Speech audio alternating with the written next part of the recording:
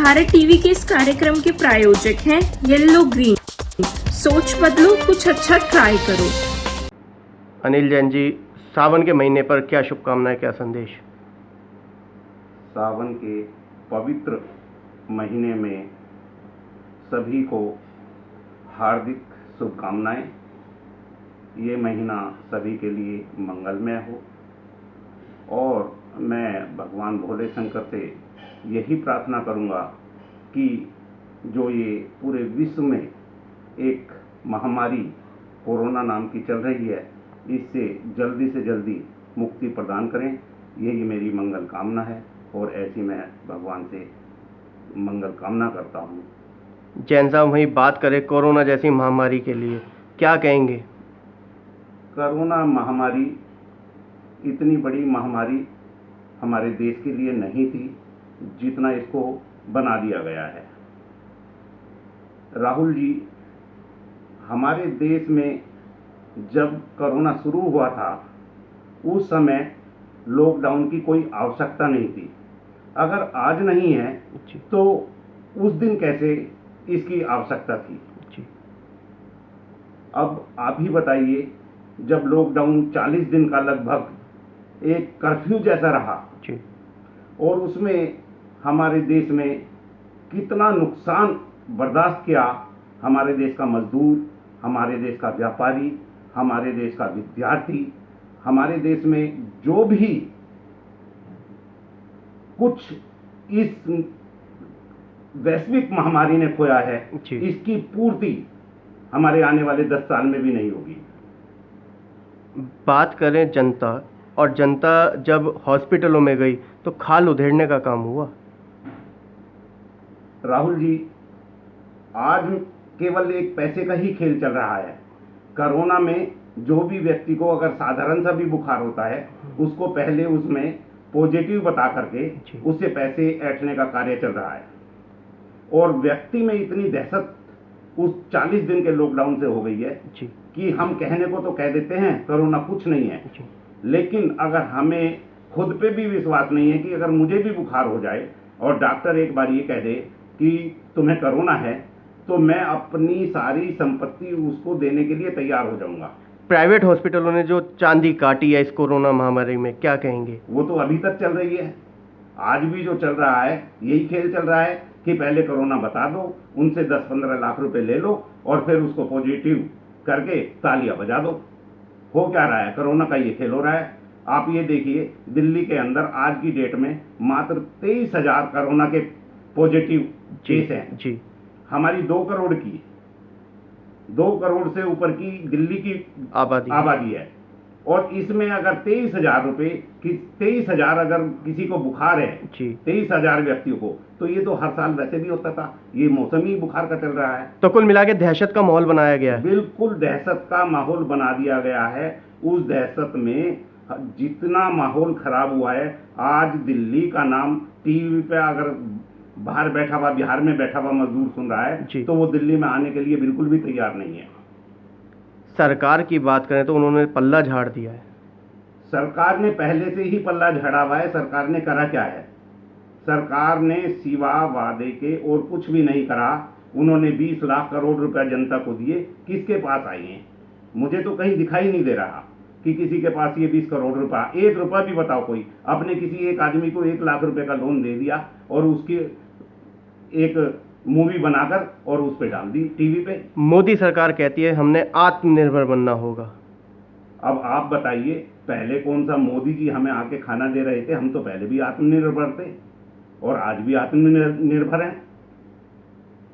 आत्मनिर्भर तो ये तो हमेशा आदमी को आत्मनिर्भर ही रहना पड़ता है। सरकार से जो मिलता है वो केवल हमको कुछ नहीं मिलता, वो तो हमसे टैक्स वसूलती है। देने के नाम का कुछ नहीं दे रही आज की डेट में। जैन साहब, आज बात करें, बड़ी बड़ी कंपनियां बंद हो रही हैं, लड़के लड़कियां निकाले जा रहे हैं। राहुल जी, अगर यही हाल रहा और बीजेपी का शासन सही सलामत 4 साल चल गया तो देश 20 साल पीछे चला जाएगा। जो काम गलत हुआ उसमें ये कांग्रेस को कोसते हैं, जो काम सही होता है उसको हमने करा है। आप एक बात भी बताओ, ये किस जगह सक्सेस हुए हैं?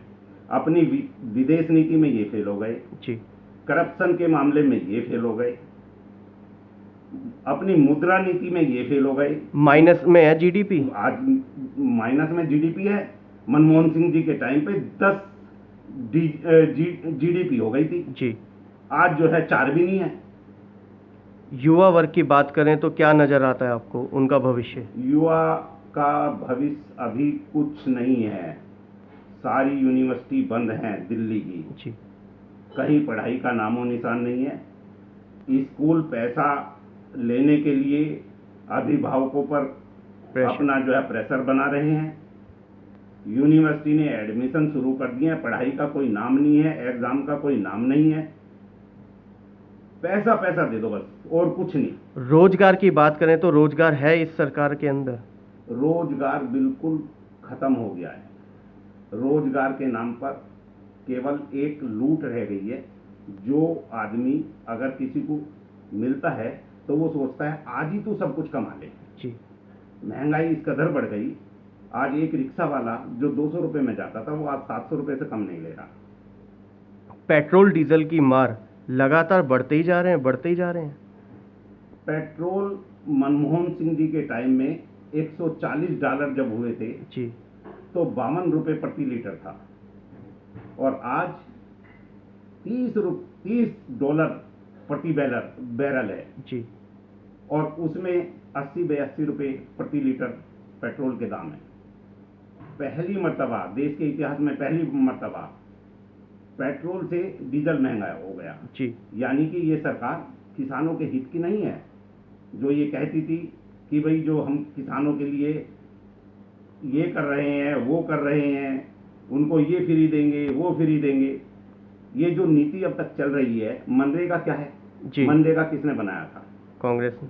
मनरेगा कांग्रेस ने बनाया था, और ये उस टाइम उसको कह रहे थे कि मनरेगा कुछ नहीं है। कुछ आज नहीं। मनरेगा के नाम पे ये वोट मांग रहे हैं कि मतलब मनरेगा, सारी नीति कांग्रेस की है। सारी नीति कांग्रेस की है। जीएसटी कांग्रेस ने अपने हिसाब से स्कीम तैयार किया था, लेकिन लागू इन्होंने करके उसका जो है बहुत पोच कर गए जी। और उसको बेकार कर दिया, उसे सही तरीके से लागू भी नहीं किया। मोदी सरकार कहती है नवंबर तक राशन देंगे पब्लिक को। राहुल जी कहने को तो कुछ भी कह दो, राशन देंगे जब पता चलेगा। जैसे 15 लाख आ गए, जैसे 15 लाख आए, अभी तो कुछ किसी के कोई खाते में आया नहीं। मुझे आप एक भी आदमी ऐसा लाके दिखा दो जो ये कह दे कि भाई मुझे लगातार राशन मिल रहा है। ऐसा कोई भी आदमी नहीं है। कांग्रेस के राज में छोटे से छोटा तबका और बड़े से बड़ा उद्योगपति हर व्यक्ति खुश था, क्योंकि कांग्रेस की नीति हमेशा से रही है कि वो सबका साथ सबका विकास, ये कांग्रेस की नीति थी, और मोदी जी ने इसको अपना नारा बना दिया। उनकी तो नीति थी जी इनका नारा है। और नारे आप जानते हो नारे कैसे होते हैं। नारे केवल नारे होते हैं, ये केवल जो है कहने के लिए होते हैं। ये जमीन से मिलकर चलने वाले नारे नहीं हैं। अगर कोई काम करा जाता है तो उसको गाया नहीं जाता। चीन जो बार बार आंखें दिखा रहा है, क्या कहना चाहेंगे? युद्ध हो जाए? युद्ध कभी भी किसी देश के लिए हितकारी नहीं रहा है, और युद्ध की कोई संभावना भी नहीं है। ये तो भारतीय जनता पार्टी का शुरू से ही एक किस्सा रहा है कि कोई ना कोई ऐसी चीज उछाल दो जिसका हमें चुनाव में फायदा हो जाए। अब मैं आपको थोड़ा सा अटल बिहारी जी के टाइम में ले चलता हूं जी। जब कारगिल युद्ध हुआ था, आप बताइए उस समय देश में इलेक्शन कारगिल युद्ध के होते चलते चलते डिक्लेयर हुए थे जी। और उस कारगिल युद्ध का फायदा भारतीय जनता पार्टी को मिला था। अटल बिहारी जी जीत के नाम हो गया कि भारत ने युद्ध जीत लिया। क्या वो युद्ध था? वो युद्ध नहीं था। उसमें पाकिस्तान की तरफ से कहीं भी ऐसा वो नहीं था कि भारत और पाकिस्तान का युद्ध हुआ। जी। वहाँ पे कुछ आतंकवादी बैठे थे या कौन बैठा था, इसका कोई किसी जनता को नहीं पता। ये तो आज इंदिरा गांधी जी को भी डिक्टेटर कहते हैं। अरे इनको डूब के मर जाना चाहिए। जिस परिवार ने अपने कई कई व्यक्तियों के बलिदान दे दिए, उनको ये जो है ब्लेम करते हैं कि ये डिक्टेटर हैं, इन्होंने देश को खा लिए। जवाहरलाल नेहरू जी को कहते हैं, अरे स्वर्गीय जवाहरलाल नेहरू जी, उनके पिता मोतीलाल नेहरू जी, उनके पास इतना पैसा था, उन्होंने सारा अपना पैसा देश को दे दिया। अगर वो चाहते, उनको क्या कमी थी? मोदी सरकार कहती है कि कांग्रेस खत्म हो गई। कांग्रेस कभी खत्म नहीं हो सकती। कुछ समय के लिए जो युवा वर्ग है, इसको बहकाया जा रहा है। एक झूठ को इतनी बार बोला जा रहा है कि उनको लगे कि ये बात सच्ची है, जबकि वो झूठ होता है। कांग्रेस की अब तक की नीति ये थी। अनिल जी, नौजवानों के लिए क्या मैसेज देंगे? सबसे पहले तो मैं जो भारत की सीमाओं पर जवान हैं जी, उनके लिए, जो चाइना बॉर्डर पर अभी शहीद हुए हैं 20 जवान हमारे, जिनकी शहादत हुई है, उनको श्रद्धांजलि अर्पित करना चाहूँगा। जीवन है पानी की बूंद, कब मिट जाए रे। जीवन है पानी की बूंद, कब मिट जाए रे। होनी अनहोनी, होनी अनहोनी, कब घट जाए रे। जीवन है पानी की बूंद, कब मिट जाए रे। राहुल जी, जो व्यक्ति इस धरा पर आया है उसे एक ना एक दिन अवश्य जाना होता है, लेकिन जो हमारे 20 जवानों ने देश के लिए शहादत दी है, उनको हमें नहीं भूलना चाहिए।